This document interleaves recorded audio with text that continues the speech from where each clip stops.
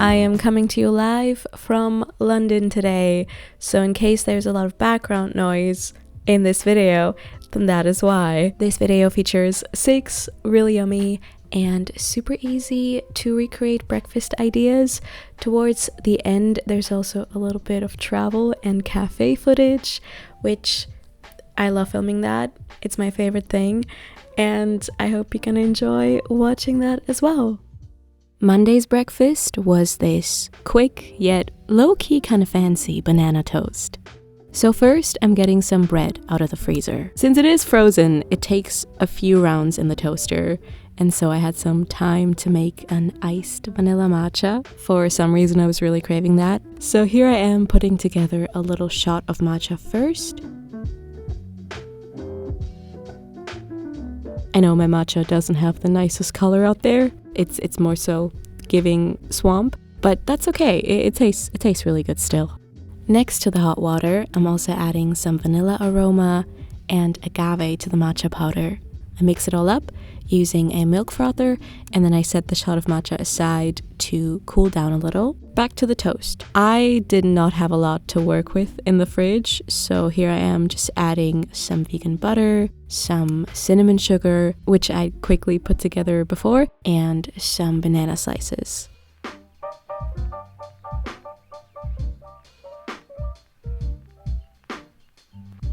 It's really yummy, would definitely recommend. Hello, good morning. It's Tuesday, and I have a little bit of time this morning, so I'm gonna be attempting something more elaborate for breakfast. I saw this YouTube comment the other day, and this idea sounded too interesting for me to not give it a try, so we're gonna be doing that. But first, some coffee. A friend of mine got me some of the hazelnut flavored Chamberlain coffee beans recently, so very excited for that.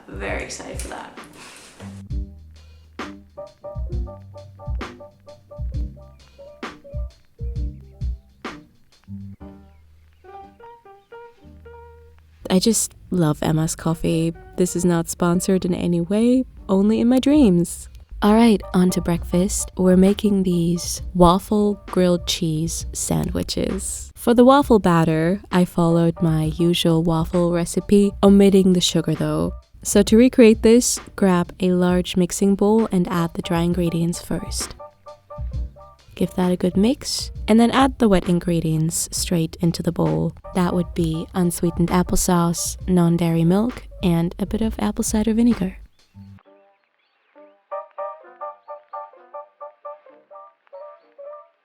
Grease and preheat your waffle iron. I'm using this tiny one here. It's adorable. By the way, you can also, of course, just use this mix to make pancakes if you don't have a waffle maker, and then go for a grilled cheese pancake version. I use an ice cream scoop here to measure each waffle. I do about 1 1/4 scoops of waffle batter per waffle, but this will depend on the size of your waffle iron. The cooking duration will also differ depending on which type of machine you're using. I allow these to cook for 3 to 4 minutes. Yeah, keep in mind that we'll toast them again in just a moment. Then build the grilled cheeses. I added a few tomato slices as well here to make this more fun. And then I'm giving the sandwich another 2 minutes total. I honestly could have let them crisp up for longer, but I was getting impatient. These are truly delicious though, and you can of course get creative with the fillings here. Maybe add some pesto or some smoked tofu. Yeah. On Wednesday, I had a 2-part breakfast. Part 1 being herbal tea plus rice cakes topped with deep roast crunchy peanut butter, raspberries, and granola. As expected, this didn't keep me full for too long, and so I was in need of a second breakfast. My fridge was still running quite low on ingredients though, and so I took to my freezer and decided to make a super simple vanilla and strawberry smoothie bowl, which was delicious. But I honestly still don't know why I keep consuming iced things in January when I know that I will suffer just moments after. So I blended up frozen strawberries, frozen bananas, protein powder. I have a code for Vivo Life and I think it should still work. Yeah, and I also added a bit of oat milk. And to prevent your smoothie bowl from turning into a soup, try to add as little liquid as possible. As for toppings, I went for some of the Pamela Reif candied almond butter. I saw this at the store the other day. I finished this in like 3 days. I also added some more fresh raspberries here, plus some granola and puffed quinoa.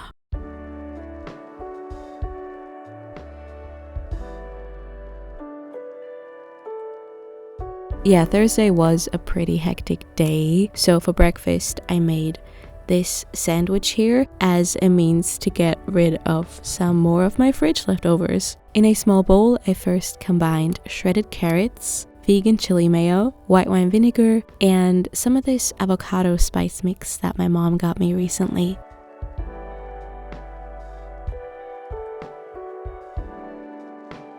Another product that I was curious to try recently.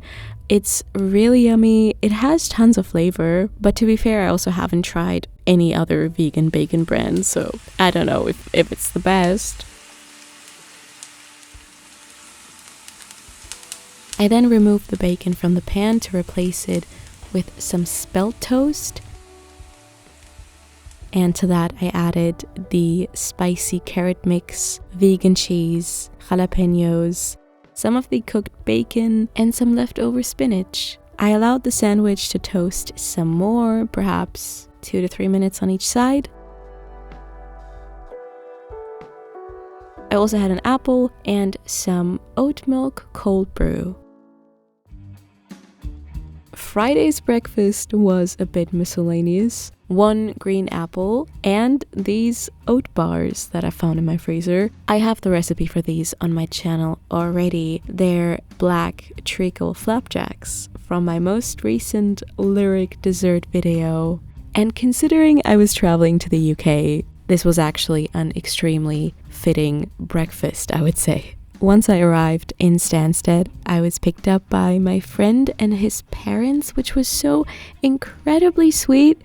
And then they also got me a cookie, a giant chocolate cookie filled with peanut butter. They got it from a cafe in Norwich called Bread Source, which this is where we were headed actually, Norwich. It's this incredibly quirky and artsy town about an hour and a half north of London, which again, it's just insane to me the fact that they picked me up by car. I did not know it was going to be that far.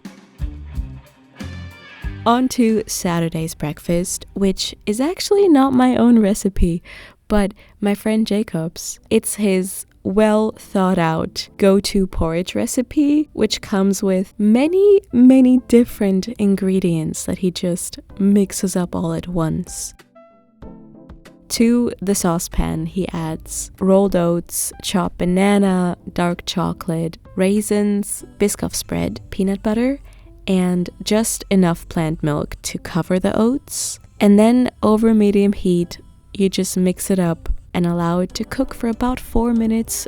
So yeah, this is what it should look like once it's done. Although we're not quite done yet, because there's still room for toppings, such as soy yogurt, blueberries, chia seeds, walnuts, granola, and or whatever else you want to add. This is editing Amina, I guess, realizing that I did not really create a voiceover for Sunday, so I'm gonna do that now. So Sunday's breakfast was actually my first ever crumpet.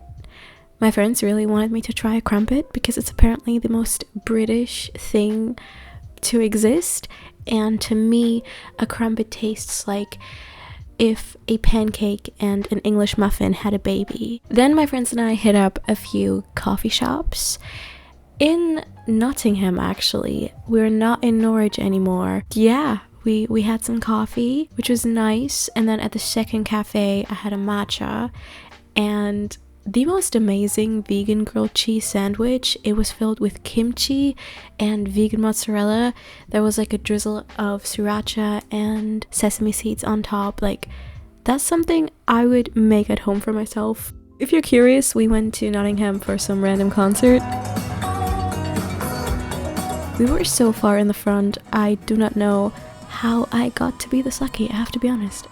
I thought I would take a quick second to remind you guys, especially the German viewers, that my German cookbook is out and available in all the bookstores, which is crazy. If you see it, send me photos of it.